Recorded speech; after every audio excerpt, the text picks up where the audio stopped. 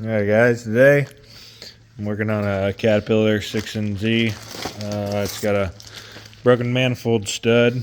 Come in, guy was having low power and wasn't pulling full boost when he was on a hard pull. So did a little diagnostic on it, air to air. I just took rubber lube. We use bubbles up when air's leaking, and there's the air to air split on both sides, 14 inches on one side, 8 inches on the other. So this guy saved a little money. Ordered air to air on his own, took it home, put it in. But while I was looking around it, found our get on here, found that stud was broke, and we were spewing out some soot. So got all the parts, studs, gaskets, all that shit to fix it up here today. I already got started on it before I thought about making a video, so I took the turbo feed line off already. It's got a reusable gasket, so that'll be good. I'm gonna cover both of those so we don't get dust in there. I don't want any premature bearing failure from contaminating the oil. Took the thermostat housing off already. Of course, had to drain the coolant. That's always fun. These Caterpillars, you gotta take it off. You can't get the manifold off. I mean, you can get the manifold off if all the studs come out, but then real pain in the butt to put it back on. So we don't want to do that. So yeah, I'll show you how it looks once I get the turbo off and the manifold off. Hopefully we just got the one stud. I got the Caterpillar kit to drill them out. Makes it a lot easier. I'll show you how that works once I get to it. So stay tuned. All right, so we got the manifold off and left behind 4 studs that the nuts come off of. So I got a Matco stud tool here. I use those, and I'll use a pipe wrench to try to get the studs out. I got this one loose already with just a pipe wrench, but if you need a little bit of extra help, pipe wrench works pretty good, or you can use vice grips. Also, try this.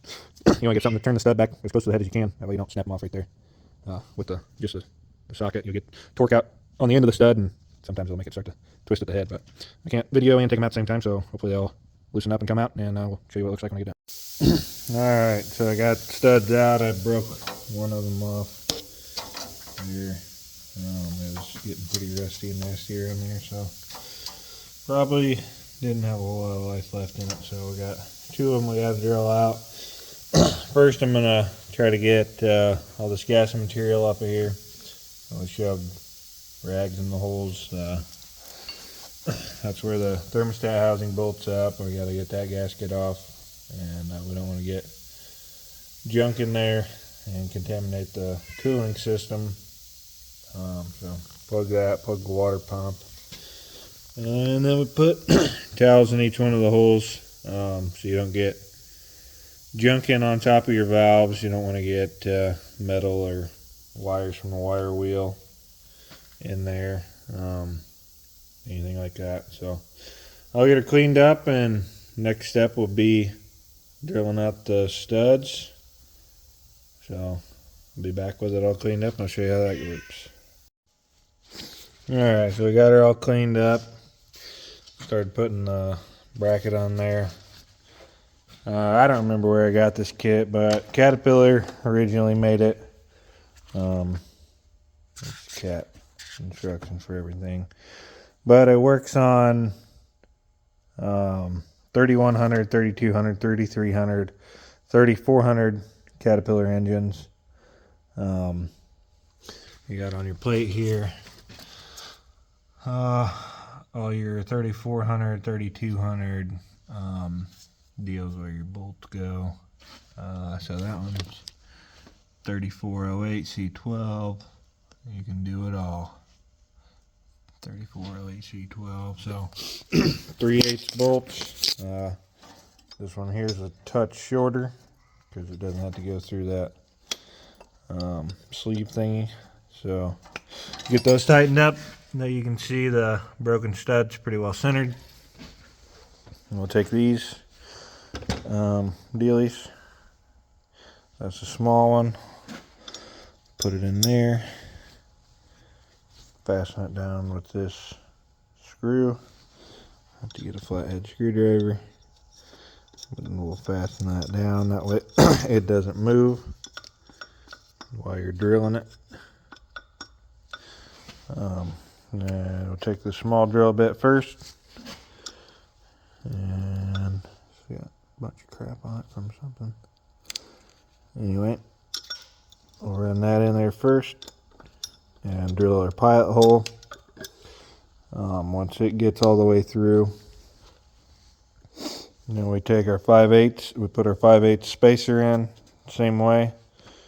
We drill it out with our 5/8 drill bit. And once I get to that point, I will show you how I get the rest of it out. Alright, so I'm ready to start drilling here.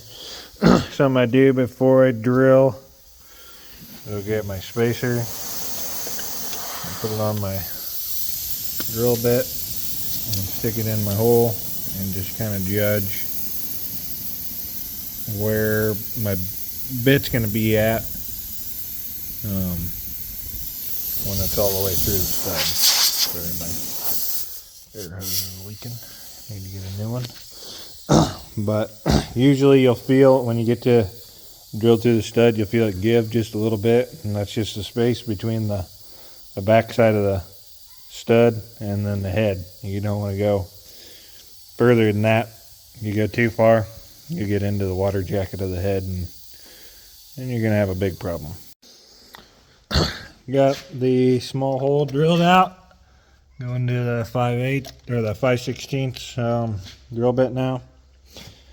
Got I think I forgot to mention the kit. Yeah, this is an aftermarket kit. It was just the cheapest one I could find. Cap number on it 6v9050. Okay, so I got that one drilled out. I ran a tap down it to clean the threads up. And now I got to move on to that one. It's sticking out a little bit, so I'm going to have to take a cut-off wheel and cut it flat. That way we can get everything in there and do all that. So there's a little bit of rust buildup on this when I had a hammer and a chisel over here. And you can knock some of that off. I'll have to do it here. But you get like rust scale around your holes, and I don't know, I've not knocked it off before and been fine, but if I got the tools over here to do it, might as well knock it all off there. But get the next one drilled out, and I'm going to show you what it looks like. Alright, so I got everything drilled out, and the holes tapped, and cleaned out good. So now it's time to put our studs in. Caterpillar studs, you got a Y on the outside, the inside it's tapered. So it works as like a lock nut. The hole's tapered in the head, and there's stud locks in there. That way it doesn't back itself out and start to vibrate and then break. So we put them in, put a little copper anti-seize on them. I'm sure you could use just about any anti-seize. I use copper just because it's runny and you get easier to coat them. I think, the anti-seize doesn't really stay on them. If they get hot enough, it melts off or whatever, but there's a little bit of something in there to help be able to turn them out next time, and it's lubricant to torque them, putting them in. Alright, so got all the studs in. This particular configuration, cylinder 3. Got a short stud. Well, these do have a torque spec. I don't remember exactly what it is, 30 foot-pounds or something, but just making sure they're all the way in, and just a little snug will work. Using my Matco 3/8 stud installer, or whatever, just stud socket. You can use vice grips to do them, just a pain in the butt, but if you're in a pinch, they will work. You just don't want to get out here where your nut's going to be, because you'll booger the threads up. Same thing with the socket. You want to put it on there as far as it'll go. and tighten them down. Yeah, I got all my studs in. Still got paper in the holes. I'm gonna take all them out.